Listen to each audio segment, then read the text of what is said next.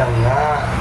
Masususpindi ang mayor doon sa Davao City. Alam niyo ba kung anong sinabi? Okay, ito yung speaker nila. Speaker ng former president PRRD. Nagmamagaling, kailangan pa talaga sila makahanap ng ibang option na para hindi suspindi ang Mayor Basti kasi rockstar. Pero alam niyo ba kung anong sinabi nitong mayor? The reason that this city is at war against drugs. And that is very clear.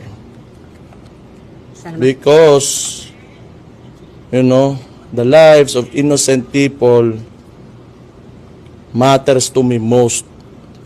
The lives of criminals, wa ko'y labot ninyo because you are here only to harm innocent people. Utang ina ninyo. Mayor. Kung ako sa kanya, kung ako sa iyo, Mayor Basti, kasi hindi naman naging maganda ang imahe ng tatay mo sa pagmumura sa mundo at saka sa bansang Pilipinas at saka mga Pilipino, hindi naman talagang naging signature ang pagmumura ng tatay mo. Naging masamang background sa kanya yung mga pagmumura. Katulad yung pagmumura mo ngayon. Kung ako sa iyo, huwag mong gagayahin ang tatay mo na magmumura sa bayan at sa Pilipino kasi relihiyoso kayo. Lalo na yung nanay mo. Nandiyan pa sa inyo ang Diyos, Kibuloy. Tapos mahilig pa kayo magmura. Ano ba talaga? Hindi nyo ba naiintindihan yung pagmumura yung putang ina? Ganyan? Hindi mo ba alam na ang nanay mo ang pinuputa mo? Oo. Kung ako sa iyo, Basti, Mayor Basti, huwag mong gagayin ng tatay mo sa pagmumura kasi hindi yan magiging signature sa iyo at hindi makatutulong talaga sa iyo sa mga problema katulad ngayon na suspensions mo. Kung ako sa iyo, magdasal ka, dapat na lang amen o dala good or mga something maganda pakinggan namin mga Pilipino.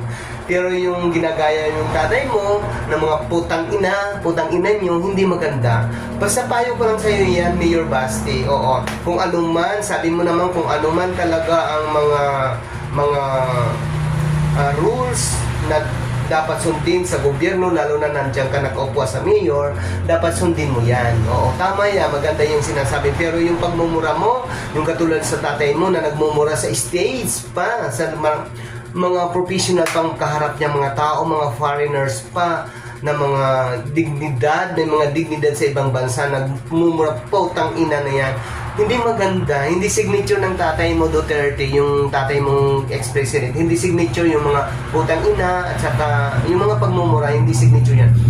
As an advice, as a mayor ka dyan sa Davao, iparinig mo sa mga Pilipino na mabait ka, huwag mong haluan ng pagmumura kasi yun talaga nakakabadshot talaga sa amin, yung mga pagmumura sa amin.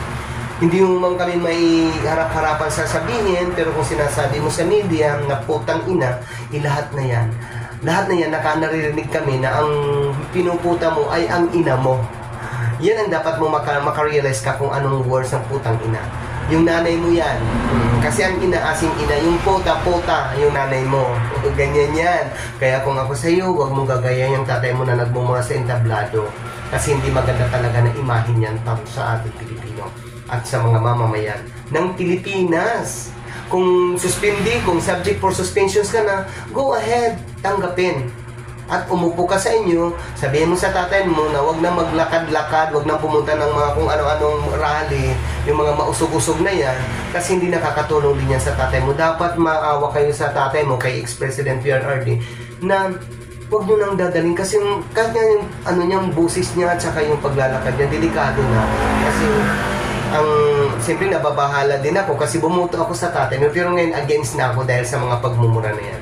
Hindi ako Diyos nun, pero alam ko ang words na yan mulang mga ninununuan pa mga matatanda at alam mo yun, Mayor Basti. Pag masuspindi ka, tanggapin mo, huwag ka makikinig dyan kay Harry Baboy. Oo. Tanggapin mo ang suspension kasi mayor ka, dapat sundin mo ang government rules. Yun. At iduyan-duyan mo lang yung si PRRD. Sakay na lang yan sa duyan, sa kabutaka-butaka at bantayan mo. At saka magpunta kayo ng mga beaches, mag-picnic. Yung mga paan ni ex-president. Huwag doon sa mga rally, basta mamaya matapilok pa yan, malisgrasya pa yan. Crap. ganyan yan. Kawawa naman. So yun na lang ang advice ko sa iyo, Basti. Kasi ang pagmumura ay hindi makakatulong sa iyo. Hindi makakapag-presidente ka sa mga mura-mura. Sa ngayong panahon ngayon, hindi na uso ngayon noon. Yun noon, mga abnormal pa yung mga tao na sumali sa kay Cory Kong at saka mga inosente pang tao. Kasi noon, ang mga butante ay dinalagyan lang ng mga pinapasunod lang o kaya kung anong drawing, pinapadrawing ng mga. Pero ngayon, mga literate na ang mga Pilipino at saka marunong na talaga sila makaintindi dahil sa social media. Ngayon, kung magkakamali ka, nasa social media, alam mo yan, daming vlogger, malalaman din natin. Kaya stop mura-mura sa bayan. Okay? Yun lang po. Marami pong salamat. Mag-ingat kami.